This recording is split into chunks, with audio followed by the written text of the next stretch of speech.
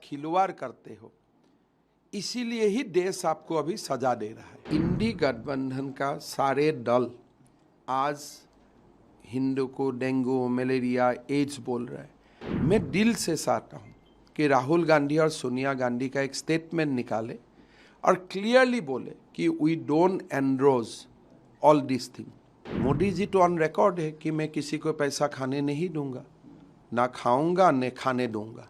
अपने जो काम करते हो, देश को साथ जो आप खिलवाड़ करते हो, इसीलिए ही देश आपको अभी सजा दे रहा है। सर, आज आप छत्तीसगढ़ आए, आपने सूरजपुर में, बेमेतरा में कई सभाएं की, आज प्रेस कॉन्फ्रेंस भी की। किन मुद्दों को लेकर आपने छत्तीसगढ़? देखिए, मेरा तो सिंपल बात है, छत्तीसगढ़ को माँ धरती ने सब कुछ दिया है। आप छत्तीसगढ़ माइनिंग में, खनन में, फॉरेस्ट कवरेज में, आज छत्तीसगढ़ देश का एक विकसित प्रदेश बन सकता है। लेकिन भूपेश बघेल जी का जो स्कीम्स है, जो नीति है, जो काम करने का तरीका है, उसका कारण आज छत्तीसगढ़ का जीडीपी असम से भी कम हो गया है। हालांकि असम में इतना संसाधन नहीं है, छत्तीसगढ़ का जो लैंड है उससे असम हाफ है। छत्तीसगढ़ से जो माइन है, मिनरल्स है, असम में उसमें हाफ भी नहीं है, 50% भी नहीं है। लेकिन भूपेश बघेल जी का नीति का कारण छत्तीसगढ़ पीछे हो चुका है और इतना तक चला गया कि अभी बेरोजगार को भी भत्ता देने का काम शुरू किया। मतलब रोजगार मैं नहीं दे सकता हूँ, उन्होंने ये खुला आम बोल दिया कि रोजगार नहीं है तो आप बेरोजगार भत्ता लो। तो ये छत्तीसगढ़ हमें नहीं चाहिए। हमें ऐसा छत्तीसगढ़ चाहिए जो देश को नेतृत्व दे, इकोनॉमी में, अपना इतिहास, अपना संस्कृति को लेकर छत्तीसगढ़ का उत्थान हो, नवजागरण हो। और इसीलिए मैं मानता हूँ कि भूपेश बघेल जी को जाना चाहिए और नरेंद्र मोदी जी को एक बार छत्तीसगढ़ का जनता के लिए काम करने का अमृतकाल में मौका देना चाहिए। सर, आज आपने सूरजपुर में भाषण के दौरान रेहान वाड्रा की बात की, सर आपने मदरसा की बात की। सर देखिए, जैसे असम में हमने मदरसा बंद किया और हमने बोला कि बेटियों को मेडिकल पढ़ना चाहिए, इंजीनियरिंग पढ़ना चाहिए। आज असम में 1500 मेडिकल सीट है। आउट ऑफ 1500 सीट, 285 सीट में मेरा मुसलमान बेटा बेटियों पढ़ते हैं। तो हम एम्पावरमेंट का बात बोलता हूँ। अगर मदरसा में पढ़ता था ये 285 बेटा बेटियों तो कभी डॉक्टर नहीं बन सकता था। तो इसीलिए आप तुष्टीकरण मत करो, लोगों को सिखाओ, लोगों को अच्छा रास्ता दिखाओ। राजनेता का वही धर्म है। तो मैंने इसी का ही बात जिक्र किया। आज छत्तीसगढ़ में जैसे खुला आम धर्मांतरीकरण हो रहा है, देश के लिए अच्छा नहीं है। मैं तो ईसाई समाज को भी रिक्वेस्ट करूंगा कि ऐसा मत करो। हम हमेशा असम में स्पीच में बोलता हूँ, जो शिक्षित लोग हैं, जो लिटरेट लोग हैं, अगर वो डिसाइड करता है मैं ईसाई बनूंगा, मेरा कोई आपत्ति नहीं है। लेकिन जिसका गरीब जिसका घर में गरीबीपन पल रहा है, उनको आप मेडिकल का कुछ दिखा के, शिक्षा का कुछ दिखा के कन्वर्सन करना एक पाप है। लेकिन अगर मैं आज इस्लाम बन सकता हूँ, मैं क्रिश्चियन बन सकता हूँ, because I can take decision of my own, उसमें मैं कोई आपत्ति नहीं करता हूँ। लेकिन ये देश में गरीबों का धर्मांतरीकरण बंद होना चाहिए। सर, सीएम बघेल तो क्लेम करते हैं कि जितने ज़्यादा church farmer CM Raman Singh की गवर्नमेंट में बने, उतने तो कभी नहीं बने। सबसे ज़्यादा तो धर्मांतरण ये सब बीजेपी में हुआ। ये रमन सिंह का दिन में हुआ, बघेल जी का दिन में हुआ, ये मेजरमेंट का बात नहीं है।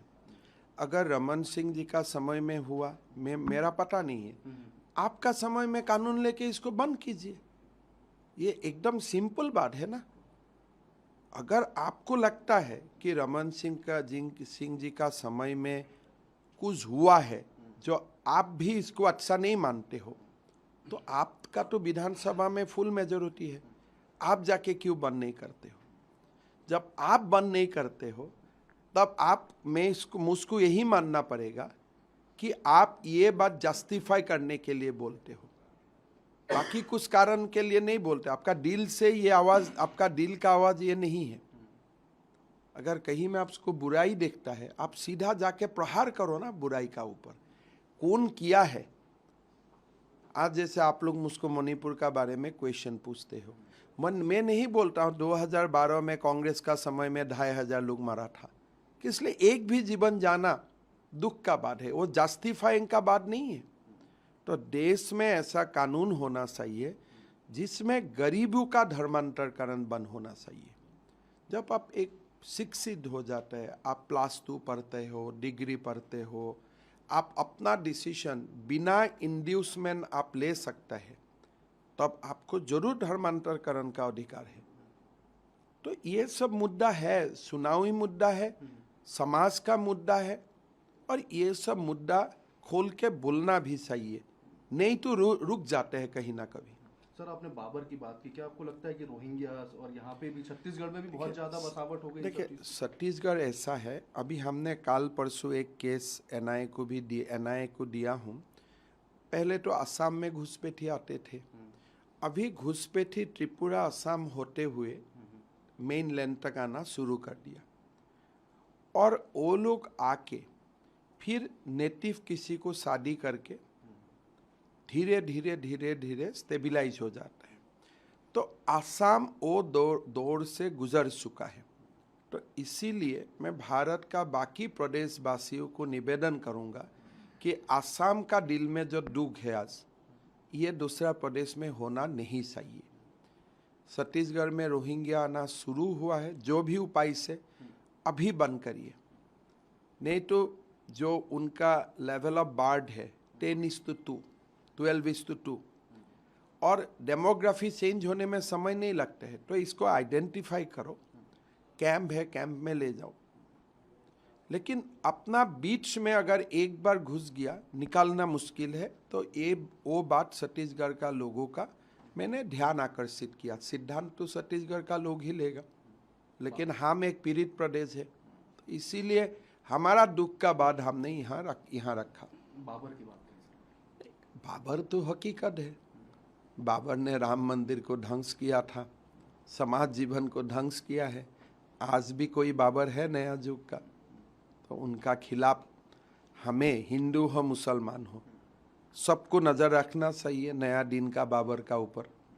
इसलिए बाबर होने से हिंदू मुसलमान का भी भाईचारा खत्म हो जाते हैं। ना हमें मंदिर को ध्वंस करना है, ना हमें मस्जिद को ध्वंस करना है। तो इसीलिए बाबर समाज में नहीं आना चाहिए।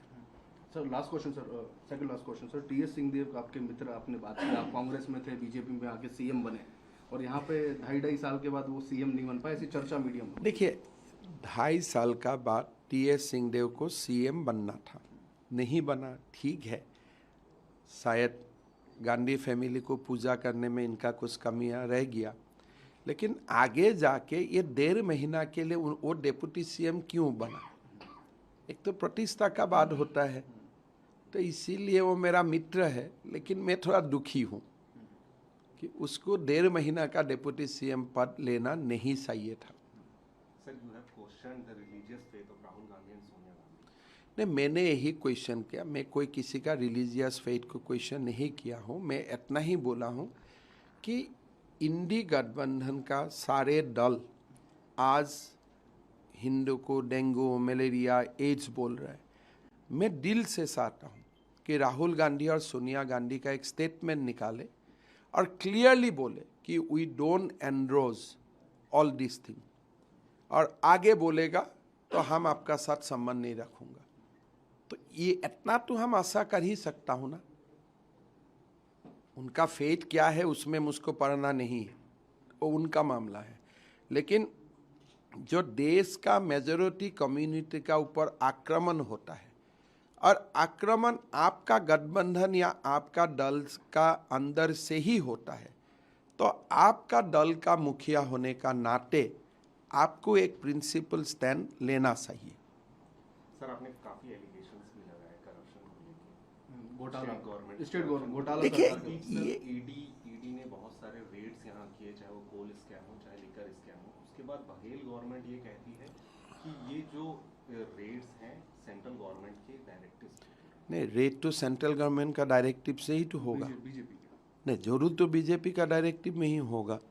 मोदी जी तो ऑन रिकॉर्ड है कि मैं किसी को पैसा खाने नहीं दूंगा, ना खाऊंगा न खाने दूंगा। तो और किसका डायरेक्टिव में होना चाहिए? और ऐसा डायरेक्टिव देने का हिम्मत किसका है भारत में? खाली नरेंद्र मोदी का ही है कि मैं खाऊंगा भी नहीं और खाने भी नहीं दूंगा। तो मोदी जी खाया भी नहीं और छत्तीसगढ़ में भी किसी को खाने नहीं देगा, असम में भी किसी को खाने नहीं देगा। तो ये उनका तो स्टैंड है, उसमें क्वेश्चन का क्या बात है? पॉलिटिकल मोटिव है उसके पीछे। पैसा तो मिला है ना, उसका बात तो पॉलिटिक्स नहीं रहा। अगर रेड हुआ, कुछ नहीं मिला, और आप लोग भी बोलता है नहीं नहीं वो लोग ईमानदार है, उनका घर में रेड होना ना इंसाफी है, तो अलग बात है। क्या आप गारंटी से बोल सकते हैं उस व्यक्ति का ऊपर? और नकदी तो मिला ही है, तो उसका बाद ये पॉलिटिकल कहाँ रहा? तो भूपेश जी का एक साफ सभी है, ये सबको वो पैट्रोनाइज नहीं करना चाहिए, उनको बोलना चाहिए लोग को सजा होना चाहिए, फांसी होना चाहिए। तो भूपेश जी ये लोगों को प्रोटेक्ट नहीं करना चाहिए, गलत संदेश जाते हैं समाज। नमस्कार, मैं हूं मानक गुप्ता। अगर आपको हमारा ये वीडियो पसंद आया हो तो इसे लाइक और शेयर जरूर करें, और हाँ, हमें सब्सक्राइब और फॉलो करना ना भूलें ताकि आप देश और दुनिया की कोई खबर मिस ना करें। तो जुड़े रहिए हमारे साथ और देखते रहिए न्यूज़ 24।